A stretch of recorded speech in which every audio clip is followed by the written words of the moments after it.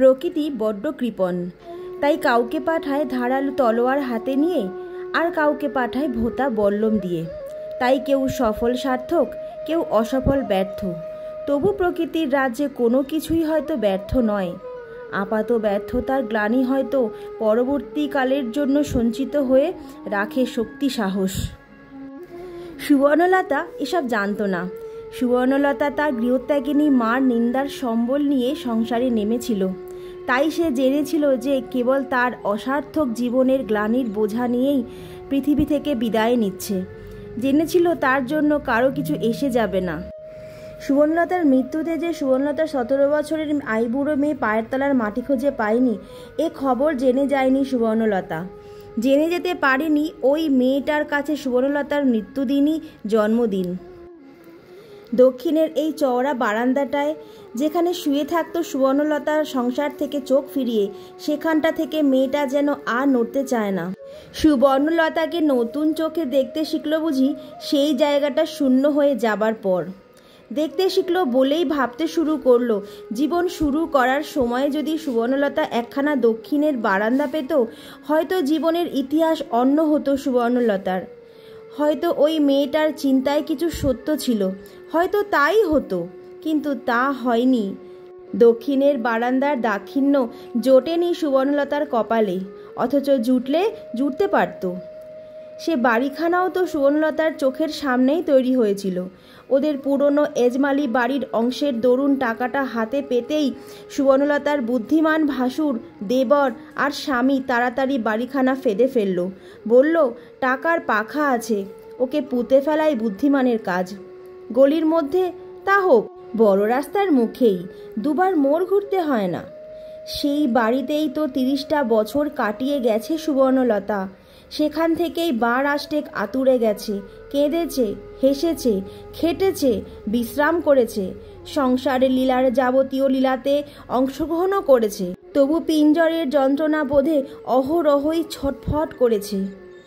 সুবর্ণলতার স্বামী ক্ষুব্ধ গর্জনে বলতো, যে দুঃখ ডেকে আনা, সেধে কষ্ট ভোগ করা, শত সুখের মধ্যিখানে রাত দিন দীর্ঘ নিঃশ্বাস পড়ছে মানুষের। আর কি চাই তোমার, আর কত চাই?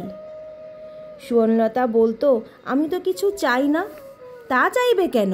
না বলতে যখন সব কিছু হাতের কাছে পেয়ে যাচ্ছ, তোমার অন্য জায়েদের সঙ্গে অবস্থা মিলিয়ে দেখেছ কোনো দিন? সুবর্ণলতা মৃদু হেসে বলতো, দেখেছি বই কি, তবু রাত দিন নিঃশ্বাস, যেমন মা তেমনই ছাতো হবেই। সুবর্ণলতা তীব্রস্বরে বলতো, আবার? ওর বর যখন ভয় পেয়ে বলতো, আচ্ছা বাবা আচ্ছা, আর বলবো না। ওই তীব্রতার পিছনে যে এক ভয়ঙ্কর অভিজ্ঞতার স্মৃতি, ভয় পাবে বই কি। কিন্তু এসব তো অনেক দিন পরের কথা, যখন সুবর্ণলতার রাগের কাছে রূপলি তারের আভাস, যখন সুবর্ণলতার সেই দীর্ঘ উন্নত বাড়ন্ত গগনে ক্ষয় ধরেছে।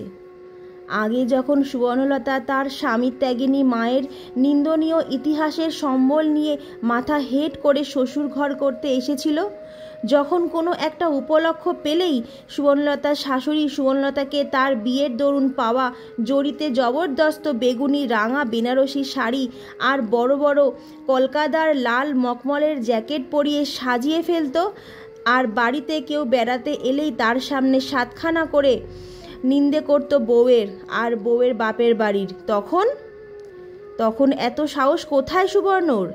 নিজের বাড়িতেই তখন আড্ডা ছিল মুক্তকেশীর, যেতে হতো না কোথাও। পাড়ার সবাই আসতো মুক্তকেশীর কাছে। অলিখিত আইনে পাড়ার মহিলাকুল সবাই ছিল মুক্তকেশীর প্রজা। বাড়িটা 3 তলা, ঘর দালানের সংখ্যা কম নয়, দুদিকে 2টো রান্নাঘর, শান বাঁধানো উঠোন, গোটা 3-4 কল, চৌবাচ্চা, অসুবিধের কিছুই নেই কোথাও। তবে ওই পর্যন্তই। বাড়িটা যেন সাদামাটার একটা প্রতীক, না আছে শ্রী, না আছে ছাদ, বাড়ি না বাড়ি। বাস করতে হলে তো কতটুকু কি আবশ্যক, শুধু এই চিন্তাটুকু ছাড়া বাড়ি বানানোর সময় আর কোনো চিন্তা যে এদের মাথায় এসেছিল এমন প্রমাণ পাওয়া যায় না। মঠ নয়, মন্দির নয়, বড় মানুষের বাগান বাড়িও নয়, গেরস্থ লোকের বসবাসের বাড়ি। তার মধ্যে শোভা, সৌন্দর্য, শিল্প, রুচি, এসবের সম্পর্ক কি এদের বুদ্ধির বাইরে? সুবর্ণলতাকে তাই এরা পাগল বলে। বলবে না কেন? সুবর্ণলতা যে ওই সব অদ্ভুত জিনিসগুলো খুঁজে বেড়ায় বলেই বাড়ি বানানোর মধ্যপথে পুলকিত আনন্দে বরের কাছে রোজ ধর্ণা দিয়েছে তাকে একবার দেখিয়ে আনতে বাড়িটা। তারপর নতুন সংযোজনার প্ল্যান জোগাবে সুবর্ণলতা। বর অবশ্য উড়িয়ে দিত আবদারটা। সুবর্ণ বলতো, বাহ, তোমাদের আর কি, কতক্ষণই বা বাড়িতে থাকো, নাওয়া খাওয়া আর ঘুম, এই তো। বাড়ি ভোগ করতে তো আমরা মেয়ে মানুষরাই আমাদের মত নিয়ে করলে আর কি, লোকে বলবে স্ত্রৈণ। তবে যেতে চাও মাকে বলগে।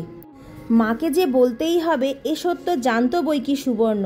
তবু বরের কাছে আবদার করার আমোদ আছে, মিষ্টত্ব আছে, আশা আছে। হ্যাঁ, ছিল বই কি আশা, বরের উপর না হোক নিজের ক্ষমতার উপর। অনেকখানি আস্থা আর আশা ছিল তখন সুবর্ণলতার। তখন সুবর্ণলতা কানে ইয়ারিং পরত, 3 পেরে ডুরে শাড়ি পরত, আর অনেক কসরত করে কাঁচ পোকা ধরে তাকে কেটে কেটে টিপ করত। ইচ্ছেটাই তখন প্রবল তার সব বিষয়ে। অতএব মুক্তকেশীকেই গিয়ে ধরল, বাড়িটা একবার চলুন না মা, বেশি দূর তো নয়। মুক্তকেশী অবশ্য সে আগ্রহে জল ঢাললেন, হা হা করে উঠে বললেন, শোনো কথা, এখন যাবে কি, অদিনে অক্ষণে গেলেই হলো, ভিটে বলে কথা। ঠাকুরমশাই শুভ দিন দেখে দেবেন, বাস্তু পুজো করে তবে তো গৃহপ্রবেশ। তার্কিক স্বভাব সুবর্ণলতা অবিশ্বাসের সঙ্গে সঙ্গেই দুম করে বলে বসেছিল, আর এই যে আপনার ছেলেরা নিত্যদিন যাচ্ছেন, তাদের বেলা দোষ হয় না? মুক্তকেশী অভ্যস্ত বিরক্তির গলায় বলেছিলেন, তর্ক করা রোগটা ছাড়ো তো বাছা, এই রোগেই আমার হাড় পুড়িয়ে খেলে তুমি। বেটা ছেলের আবার কিছুতে দোষ আছে নাকি? মেয়ে মানুষকেই সব কিছু মেনে শুয়ে চলতে হয়। অতএব বাড়ি তৈরি হতে হতে আর সে বাড়িকে দেখা ঘটেনি সুবর্ণলতার। কারণ সুবর্ণলতা যে মেয়ে মানুষ এটা তো অস্বীকার করবার নয়। অগত্যা আবার বরকেই ধরা। সামনের দিকে একটা বারান্দা রাখতে হবে, কিন্তু ঝুল বারান্দা, যাতে রাস্তা দেখা যায়। সুবর্ণলতার বর চোখ কুঁচকে বলে উঠেছিল, কেন? রাস্তার দিকে ঝোলা বারান্দার হঠাৎ কি এত দরকার পড়ল? বিকেলবেলা বাহার দিয়ে দাঁড়াবার জন্যে? সুবর্ণলতা তখনও ছেলে মানুষ, তখনও ওর সন্দেহ বাই বরের কুটিল কথাগুলো, অন্তরে নিহিত কদর্য অর্থগুলো ধরতে পারত না। তাই বলে উঠেছিল, বারে, বাহার দেওয়া আবার কি? রাস্তার দিকে বারান্দা থাকলে রাস্তাটা কেমন দেখা যায়। ঠাকুর ভাসান, মহরম, বরকনে যাওয়া, ঘাটের মরার হরি সংকীর্তন, কত কি দৃশ্য রাস্তার। বর অবশ্য এবার হেসে ফেলেছিল। ওই এক কুটিল বাতিগ্রস্ত হলেও বয়সে সেও ছেলে মানুষই। হেসে বলেছিল, আর কিছু হোক না হোক শেষেরটা একটা দ্রষ্টব্য বটে। বিশেষণটা দিয়েছ ভালো, ঘাটের মরা। সুবর্ণলতা অতঃপর মুখঝামটা দিতে কসুর করেনি। বলেছিল, ভুল কি বললাম, ঘটাপটা করে মরা নিয়ে যায় না লোকে? তা যায় বটে, আমাকেও তাই নিয়ে যাবে তো? আদরে গলায় বলে ওঠে সুবর্ণলতা, আমি যখন মরে যাব ঘটা করে সংকীর্তন করে নিয়ে যাবে। বর মাথায় হাত দিয়ে বলে, সর্বনাশ, কে আগে মরে তার কি ঠিক আছে? আমি তোমার থেকে বড়, আমি নির্ঘাত আগে মরব। সুবর্ণলতা নিশ্চিত গলায় বলে, ইস, মরলেই হলো আর কি। সেদিন মার সেই কালীঘাটের দৈবিকী আমার হাত দেখে কি বলে গেল মনে নেই? না, মনে নেই তো।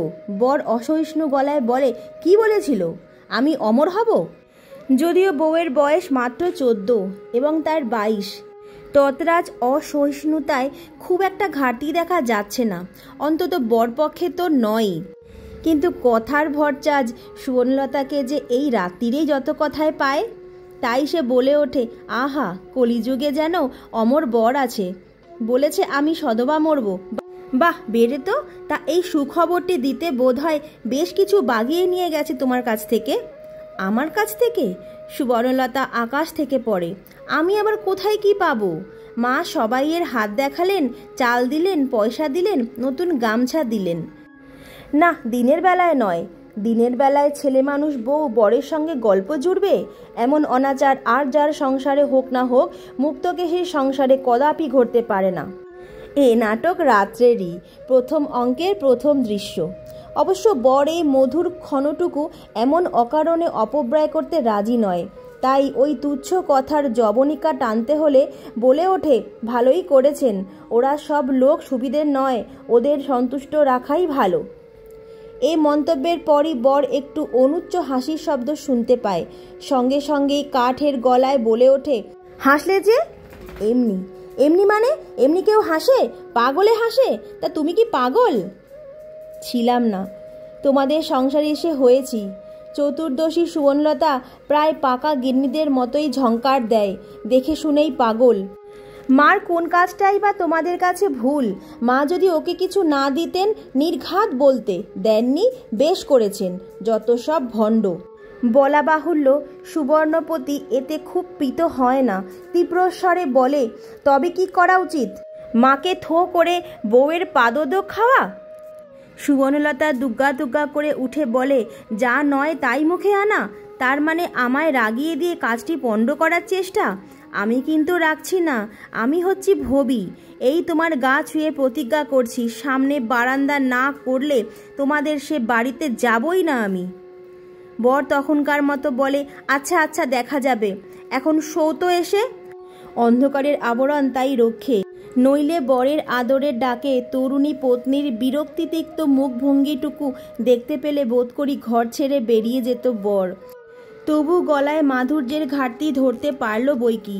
সুবর্ণ যখন নিরস গলায় বলল, তোমার তো দেখা যাবে, যা দেখবে তা জানাই আছে, 1 নম্বরের মিথ্যুক, বাড়ি করতে আর জমি পেল না গলির মধ্যে, তখন সেও সমান নিরস গলায় বলে ওঠে, বাড়ি আমার একলা নয়, মাথার ওপর মা, দাদা, এদিকে ভাইয়েরা, আমি আবদার করি গে, ওগো আমার বউ গড়ের মাঠের ওপর বাড়ি চায়। যত সব। গড়ের মাঠ বলিনি আমি, শুধু বড় রাস্তাটা দেখতে চাই। মাথার ওপর ওপরওয়ালা থাকলে একটা কথাও বলতে নেই বুঝি?